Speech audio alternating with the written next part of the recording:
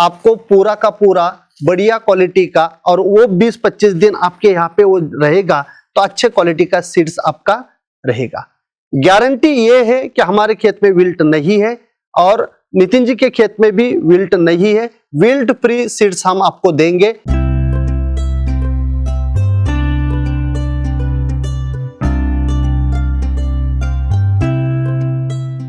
नमस्ते किसान भाइयों, मैं बीटी गोरे और बीटी गोरे यूट्यूब चैनल में आपका हार्दिक स्वागत है। मैं मेरे खेत में अभी बैठा हूं। पीछे जो चल रहा है, अभी मेरा जिंजर का हार्वेस्टिंग हो चुका है और जो नेक्स्ट ईयर मुझे जिंजर का प्लांटेशन किया है, इसके लिए द बेस्ट क्वालिटी का जो सीड्स होता है वो निकाल के यहाँ पे उसका ग्रेडिंग चल रहा है, इसका मिट्टी निकालने का काम चल रहा है। और ये अभी इसका लगेगा भट्टी, जो इसके मेरे बैक साइड में जो आपको दिख रहा है ये भट्टी लगेगी और फिर मैं 20 मई के बाद इसका ट्रांसप्लांटिंग मेरे खेत में करूंगा। तो ये पूरा का पूरा इंफॉर्मेशन आपको भी होना जरूरी है, क्योंकि इस साल जो सीड्स है इसका रेट 40 रुपए है। 40 रुपए मतलब बहुत कम रेट है। लास्ट ईयर यही सीड मैंने लिया था 111 रुपए प्रति किलो से, और 1 एकड़ में लगता है 1100-1200 किलो सीड्स। तो कितनी ज्यादा इन्वेस्टमेंट थी ये आपको पता है।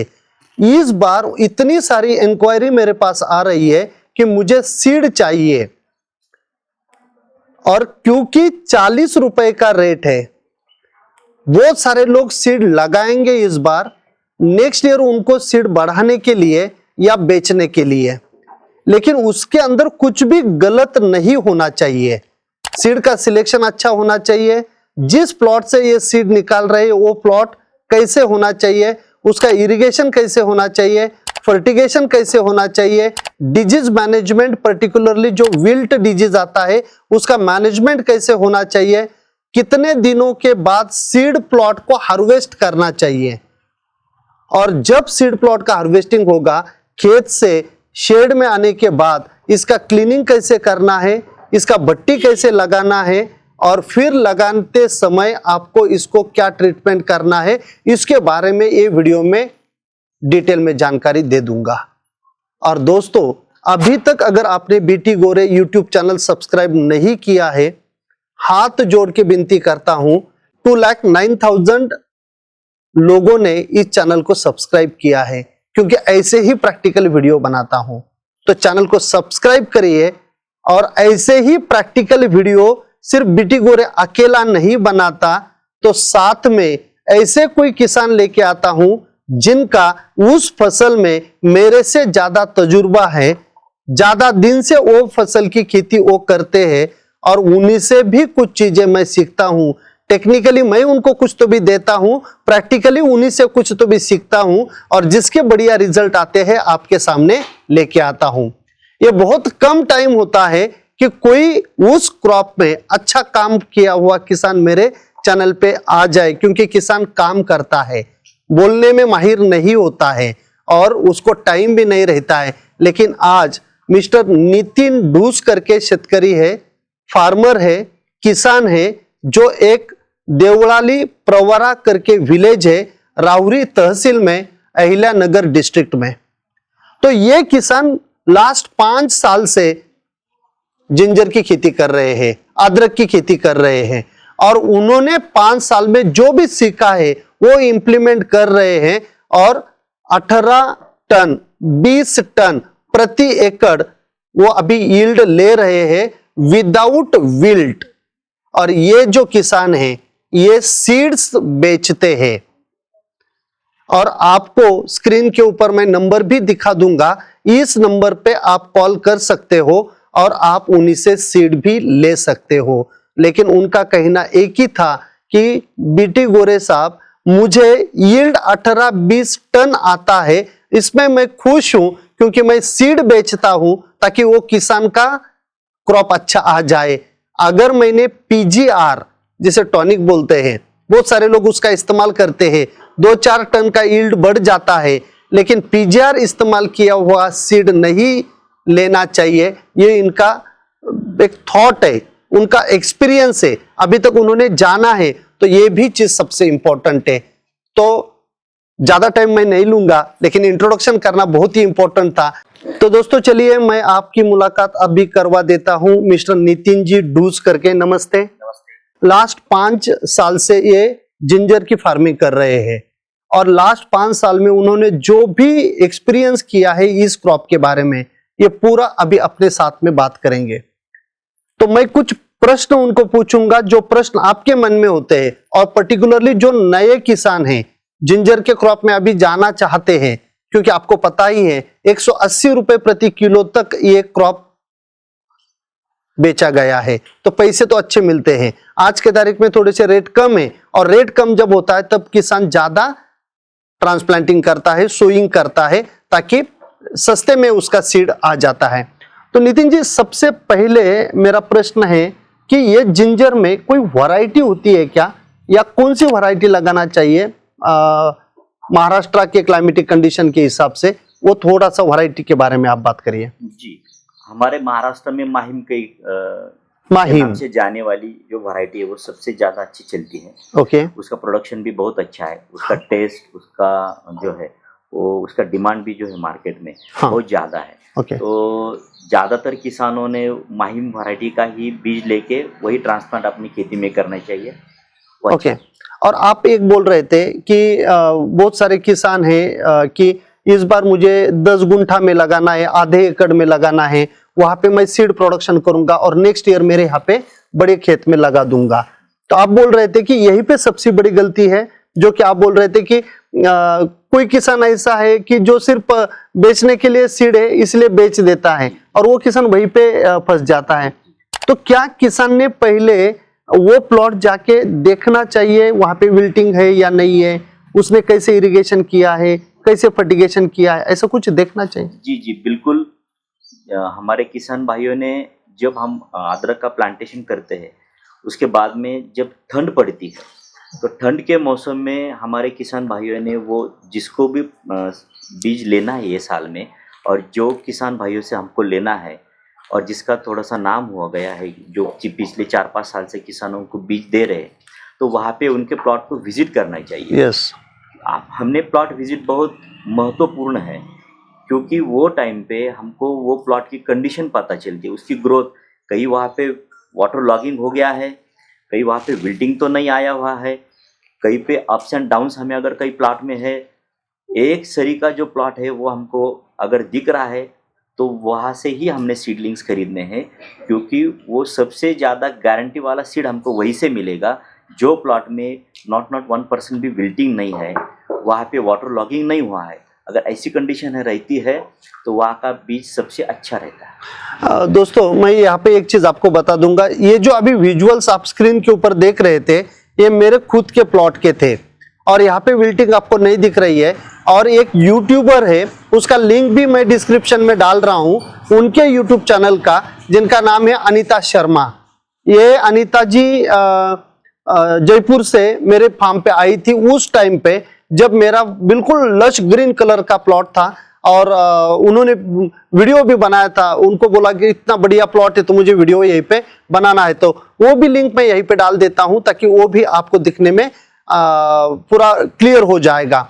तो अभी नितिन जी ने एक ही बोला है कि आप विजिट करना चाहिए, या ऐसे जो विजुअल्स मैं दिखा रहा हूं अभी यहाँ पे, तो वो आपने देखना चाहिए कि सही में यहाँ पे माहिम वैरायटी है और विल्ट डिजीज यहीं पे नहीं था, कोई न्यूट्रिएंट डिफिशियंसी नहीं थी और पानी भी अच्छा दिया था, कहाँ पे भी वाटर लॉगिंग कंडीशन नहीं होनी चाहिए। ऐसा जो प्लॉट है, और ये सिर्फ सीड प्रोडक्शन के लिए नहीं बात कर रहे हो, अच्छा जिंजर का कल्टीवेशन अगर आपको करना है तो ये एसओपी है, क्योंकि ये जमीन में रहने वाला क्रॉप है, तो ये सभी चीजों का आपको ख्याल रखना पड़ेगा। तो नितिन जी इरिगेशन के बारे में जब मैं आपके खेत में आया था वहीं पे आपने एक बेड के ऊपर 2 लैटरल दी थी। ये 5 साल से आप 2 लैटरल कर रहे हो, और जब मैंने आपको पूछा था कि इरिगेशन कैसे करना है तो आपने बोला मिनिमम डिस्चार्ज का 2 लैटरल आपको डालना चाहिए, और मैंने भी पूरे खेत में 2 लैटरल्स प्रति बेड के ऊपर डाला था। तो ये आपका क्या एक्सपीरियंस है? पहले आपने सिंगल लैटरल किया, बाद में आप डबल लैटरल के ऊपर गए, तो क्या एक्सपीरियंस है ताकि ये किसान जो है इनको भी वो बेनिफिट हो जाए? देखिए सर, अगर हम सिंगल लैटरल पे ही वाटर मैनेजमेंट का अगर रखते हैं तो हमको वर्किंग आवर जो है हमारे वाटर पंप के, वो हमें ज़्यादा देर तक पंप चलाना होता है। बिल्कुल और हमारा ये जो जिंजर जो क्रॉप है कंद वर्गीय में आता है। बराबर। ये जिंजर क्रॉप को पानी कम लगता है, लेकिन समय समय पे इरिगेशन हमको देना चाहिए। मतलब मॉइस्चर चाहिए, वाटर लॉगिंग कंडीशन नहीं होनी चाहिए। बराबर बराबर। अगर हम एक सिंगल लैटरल लेते हैं और उसका डिस्चार्ज अगर थोड़ा सा ज़्यादा हो, जो 4 लीटर का हो, कोई किसान 8 लीटर का भी यूज़ करते हैं, तो मेरा खुद का ये एक्सपीरियंस रहा है कि अगर हम जितना कम डिस्चार्ज वाला ड्रिपर वहाँ पे यूज़ करेंगे और हम एक बेड के ऊपर अगर 2 ड्रिपर लाइन डाल रहे हैं, तो जो वर्किंग आवर्स है हमारे मोटर के, वो भी हमको कम लगते हैं उसमें। और जो जितना दम थम के पानी जाएगा, जैसे कि तो वो ज़्यादा एरिया भी कवर करता है, वो फैलेगा। और जो हम फर्टिगेशन देते हैं वो भी अच्छी तरीके से दोनों लाइन के रूट जोन के अंदर अंदर ही वो फर्टिगेशन पूरा की पूरा जाता है। यस, तो ये सबसे इम्पोर्टेंट है क्योंकि मिट्टी में रहने वाला है। तो इरिगेशन के जितने भी टिप्स दिए हैं कि लो डिस्चार्ज के ड्रिपर होने चाहिए, 2 लैटरल होनी चाहिए। थोड़ा सा इनिशियल खर्चा आपका थोड़ा बढ़ेगा, लेकिन ये अच्छा रहेगा। ये अभी नितिन जी का एक्सपीरियंस है और मैंने भी उसको एक्सपीरियंस किया है इस साल। जो मेरे खेत में मैंने डबल लैटरल 2 लीटर प्रति घंटा पानी देने वाले ड्रिपर और 30 सेंटीमीटर पे उसका स्पेसिंग था, तो एक्सपीरियंस किया हुआ है। नितिन जी, एक आपने बोला कि जो भी सीड प्लॉट है या अच्छा जिसको खेती करना है, उनके यहाँ पे फर्टिगेशन बिल्कुल प्रॉपर होना चाहिए। कोई भी न्यूट्रिएंट की टॉक्सिसिटी नहीं आना चाहिए और कोई भी न्यूट्रिएंट की डिफिशियंसी नहीं आना चाहिए, ताकि जो भी सीड्स के अंदर जो प्यूरिटी है या जो भी कैरेक्टरिस्टिक्स पूरे आनी चाहिए, जेनेटिकली उन्होंने अच्छी तरह से परफेक्ट होना चाहिए। तो आप कैसे मैनेज करते हो फर्टिगेशन, ये थोड़ा सा बता दीजिए। शुरू में जो है फार्मयार्ड कंपोस्ट बेसल डोज में देते हैं, और कम से कम जो फर्टिलाइजर जो है दानेदार खाद हम उसको बोलते हैं, उसका कम से कम वापर मैं अपने खेत में करना चाहिए। गुड, हाँ। मैं भी खुद वही करता हूँ। हमारी जो कोई सॉइल है और हमारा जो पानी हम वहाँ पे जो वापर करने वाले, उसका पीएच क्या है वो सॉइल का और पानी का, वो हमें पता होना चाहिए, ताकि जो भी हम इरिगेशन करने वाले हो वो कौन से पीएच के खाद हमें वाटर सोल्यूबल वो सॉइल को हमारे सूट करते हैं, इसकी मालूमात हमें होनी चाहिए। और माइक्रोन्यूट्रिएंट, एनपीके और सेकेंडरी जो है वो अलग अलग तरीके से हमने 3 इसमें ज़्यादा नहीं, थोड़ी थोड़ी मात्रा में हमें समय समय पे each water should be fertigation, ये तरीके से हमको वो मैनेज करना है। बढ़िया। तो देखिए, न्यूट्रिशन का रोल बहुत इंपॉर्टेंट होता है डिजीज मैनेजमेंट के लिए भी और ज़्यादा यील्ड लेने के लिए भी। तो जो कि मेरे खेत में भी विल्ट नहीं था, नितिन जी के खेत में भी मैंने जाके देखा है विल्ट नहीं है, क्योंकि जो मैंने ABC, आपने कितने लोगों ने ये वीडियो देखा है मेरा पता नहीं है, अब तक 2.25 लाख से ज्यादा व्यूज उस वीडियो का आया हुआ है। उसका भी लिंक डिस्क्रिप्शन में बैलेंस प्लान न्यूट्रिशन क्या होता है मैं डाल रहा हूं, वो वीडियो 51 मिनट का देख लीजिए, ताकि हर एक फसल में आपको कैसे उसको मैनेज करना है फर्टिगेशन का। ग्रुप ए में कौन से फर्टिलाइजर, ग्रुप बी में कौन से फर्टिलाइजर, ग्रुप सी में कौन से फर्टिलाइजर, डिटेल में बात किया है। नितिन जी ने उसको अच्छी तरह से इंप्लीमेंट किया है। मुझे भी वो उन्होंने जो कैलकुलेशन होते हैं कि कितना डालना है, वो भी हमने फाइनल करके डोजेस के हिसाब से दे दिया है, और इतना बढ़िया क्वालिटी का जिंजर अभी हमारे खेत में आ गया है। जी सर जी, मैं आपको वो बारे में थोड़ा सा ये शेयर करूंगा जो आपने हमें रेकमेंड किया है। मैं पिछले 5 साल से जिंजर का खेती कर रहा हूँ, लेकिन ये साल में जो आपने ABC का फॉर्मूला हमको दिया, उससे मेरा जो उत्पादन है वो 100% डबल होने वाला है ये साल में।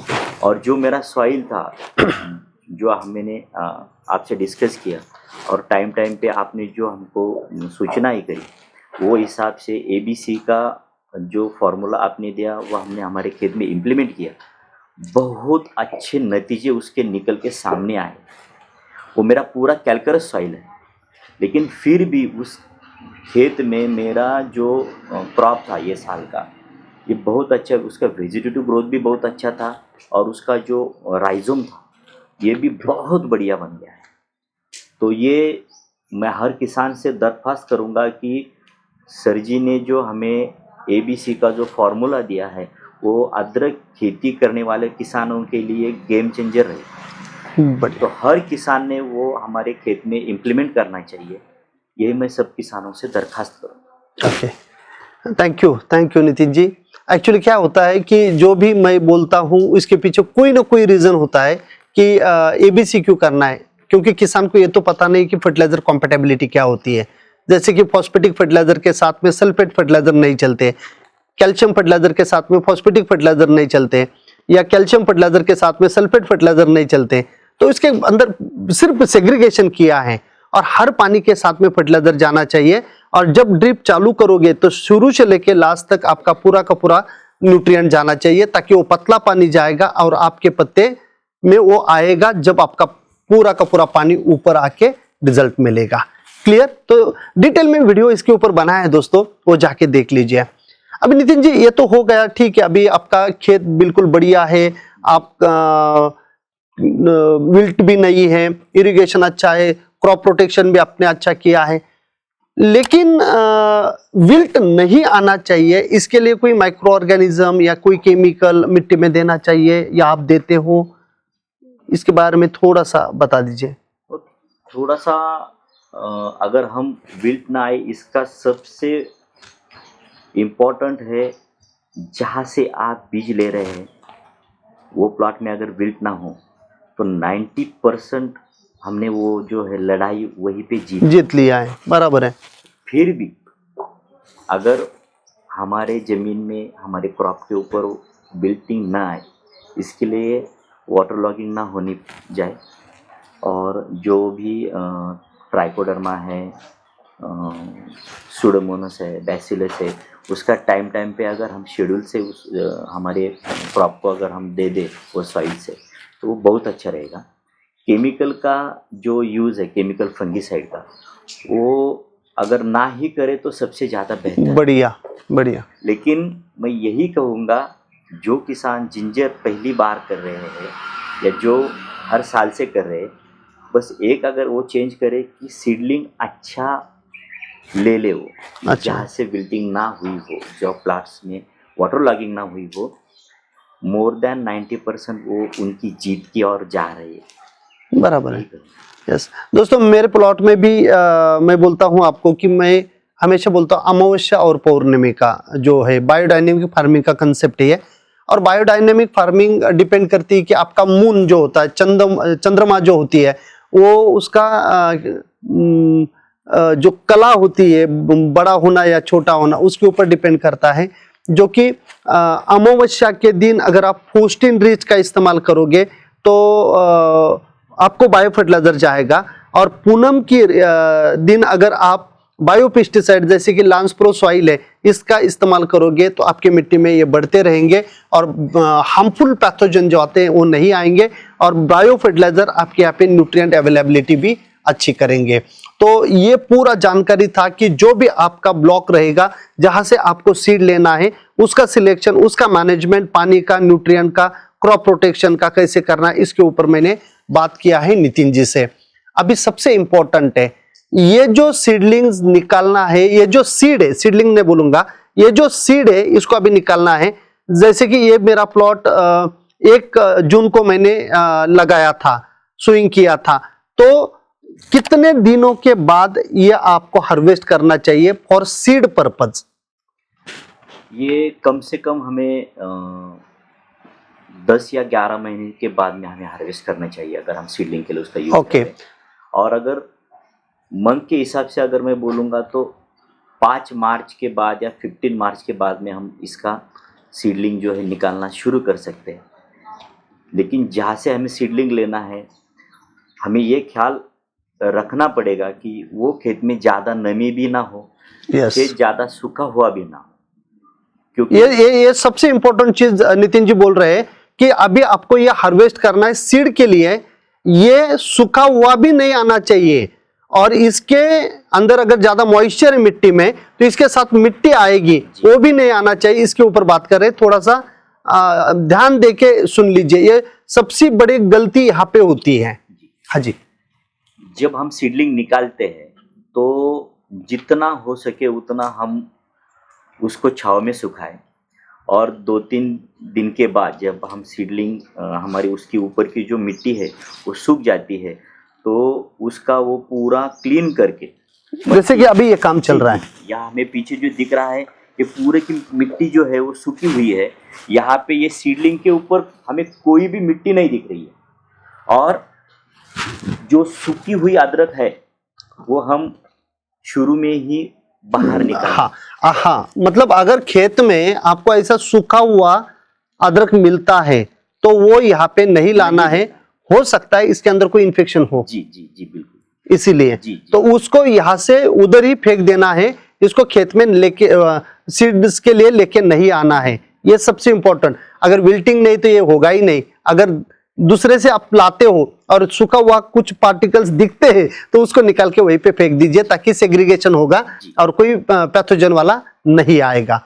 तो ये एक किसान को ये भी बोल दीजिए आप कि इसको धोना नहीं है करके। जी, वही तो मैं बोलने वाला था कि धोना भी नहीं है, और जो हम सीडलिंग स्टोर करने वाले हैं वो छांव में रखना है हमें। अच्छा, उसके ऊपर कोई भी पानी का छिड़काव नहीं करना है। देखिए ये एक मिथ है, जितने लोगों को मैंने मिला और बात किया सब लोग बोलते हैं कि जब भी आप सीड्स लाओगे तो ऐसे छांव में रखिए, जहाँ पे नमी मेंटेन करिए, उसके ऊपर गनी बैग डाल दीजिए, वो गनी बैग को गीला कर दीजिए, और गीला करने के बाद पूरा का पूरा मॉइस्चर उसको रखना चाहिए जब तक आपको उसको रखना है। लेकिन नितिन जी का जो 5 साल का तजुर्बा है, उन्होंने कितना, लास्ट ईयर जब मैंने भी सीडलिंग लिया था तब भी मुझे उन्होंने पानी नहीं लगाने दिया।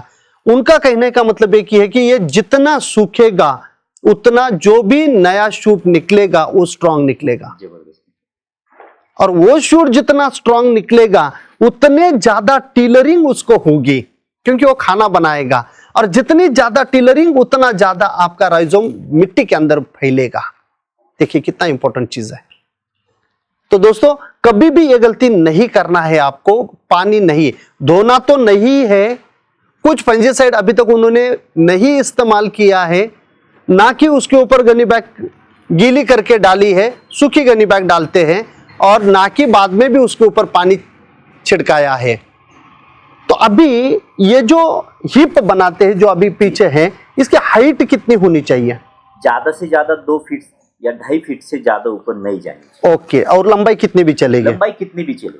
और ये जो गनी बैग है इसी से वो ढक देना है। आप गनी बैग से भी ढक सकते हो, या आप उसे एयर टाइट भी कर सकते हो। 1 या 2 दिन के बाद में थोड़ा सा उसको खुली हवा में, उसमें वो जो हम पन्नी डालेंगे उसके ऊपर, उसको जरा हटा देना चाहिए, थोड़ी हवा भी उसमें जानी चाहिए। और एक 20-25 दिन के बाद जो है अच्छा, बहुत अच्छा यहाँ से स्प्राउटिंग आना चालू हो जाता है। 20-25 दिन के बाद? जी बिल्कुल। ओके। और जब ये सूखेगा, ये जो है हम खजूर की तरह यस, जो ऊपर खारिक बोलते हैं उसको, उसकी तरह इसकी स्किन बनेगी। जितना वो सूखेगा उतना वो अच्छा स्ट्रोक फेंकता है। तो देखिए बहुत अच्छी चीज इन्होंने बोली कि 20-25 दिन ये एक्टिविटी आपको पहले करना है।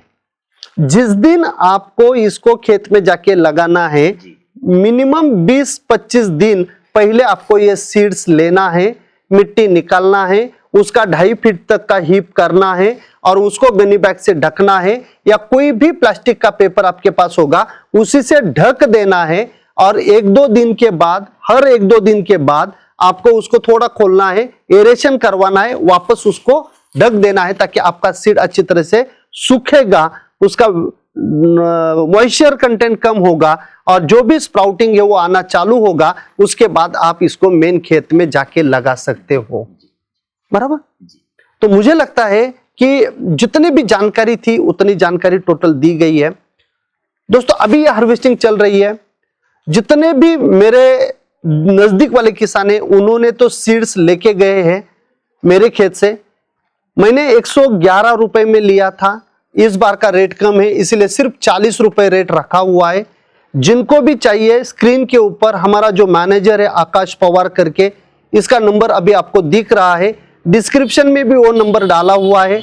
इसी नंबर पे आप कॉल कर सकते हो और आपको मेरे खेत का और नितिन जी के खेत का जिंजर अभी सीड्स के लिए मिलेगा।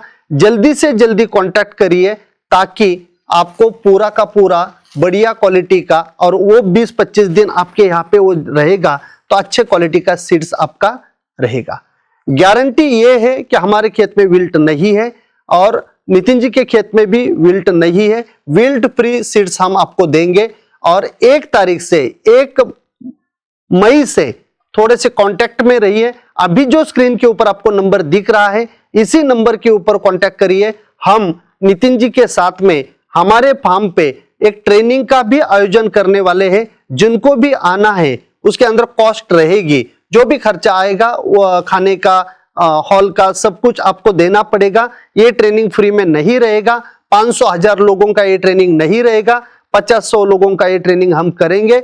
जो ज्यादा इंटरेस्टेड है वो यहीं पे कांटेक्ट कर सकते हो। जो नंबर अभी स्क्रीन के ऊपर आपको दिख रहा है ये फार्म डीएसएस का नंबर है। और नेक्स्ट ईयर जो 5 एकड़ में हम प्लांटेशन करने वाले हैं, ये फील्ड में ट्रेनिंग रहेगा और क्वेश्चन आंसर अपन एक पेड़ के नीचे बैठ के करेंगे। तो इस प्रकार से गाइडेंस भी हम आपको दे देंगे। जो भी सीड्स हमारे से आपने लिया है उनके लिए भी, और जो लोग आना चाहते हैं उनके लिए भी ये कोर्स रहेगा। तो इसमें भी आप पार्टिसिपेट हो सकते हो। तो बढ़िया क्वालिटी का सीड है अभी, तो जिनको चाहिए वो लेके जा सकते हैं। अगर कोई बोलेगा कि ये मार्केटिंग है क्या, तो यस बिल्कुल मार्केटिंग है। अच्छी चीजों का अगर मार्केटिंग नहीं करेंगे तो बुरी चीजें मार्केट में मिलती है और आगे चल के पछतावा करना पड़ता है। तो इतनी अच्छी टेक्नोलॉजी का इस्तेमाल करके बढ़िया irrigation management, fertigation management, crop protection management और एग्रोनॉमिकल प्रैक्टिसेस जो मिट्टी लगाने का काम है, ये सब कुछ प्रॉपर किया हुआ जो ब्लॉक है वहां से ही ये सीड हम आपको दे रहे हैं। क्लियर? तो ज्यादा नहीं है, 50 टन सिर्फ सीड है और उसमें से अभी 8-9 टन तो चला गया है। जो भी बाकी बचा है वो अगर आपको चाहिए तो जो नंबर आकाश जी का है उसके ऊपर आप कॉल कर सकते हो। तो दोस्तों सबसे पहले आप जहां पे भी हो तालियां बजाइए नितिन जी के लिए, क्योंकि नितिन जी ने टाइम दे दिया और किसान के सामने, एक किसान के मन में जो तजुर्बा होता है, जो एक्सपीरियंस होता है, आपके सामने रिवील किया, आपके सामने ओपन किया और ऐसी टिप्स आपको दिया है कि जो आपका जिंजर क्रॉप बढ़िया बन जाएगा और आपका यील्ड अच्छा आएगा और आप प्रॉफिटेबल जिंजर फार्मिंग कर सकते हो। Thank you so much. अभी तक अगर आपने चैनल को सब्सक्राइब नहीं किया है, हाथ जोड़ के विनती करता हूं कि चैनल को सब्सक्राइब करिए और वीडियो अगर अच्छा लगा है तो लाइक करिए, शेयर करिए। बाकी लोगों को भी ये ज्ञान मिलना चाहिए, उनके पास भी ये जाना चाहिए। और कमेंट में जरूर लिखना, नितिन जी को अगर थैंक्स बोलना है तो वो भी लिखना और नंबर वहीं पे जरूर डाल देना ताकि नितिन जी आपको थैंक यू बोलने के लिए कॉल भी कर सकते हैं। और अगर आपके कोई भी जिंजर के बारे में प्रश्न है तो वो भी आप कमेंट में लिख देना, नंबर लिख देना ताकि मेरी टीम आपसे कांटेक्ट करेगी। कुछ अगर क्लैरिटी चाहिए उस प्रश्न के बारे में तो पूछ के आपको रिप्लाई दे सकते हैं। Thank you so much. Last तक बने रहने के लिए। मिलते हैं नेक्स्ट वीडियो में, जो सीड ट्रीटमेंट कैसे करते हैं और कैसे लगाना है, क्या स्पेसिंग रखना है, इसके ऊपर नेक्स्ट वीडियो लेके आऊंगा। Thank you so much.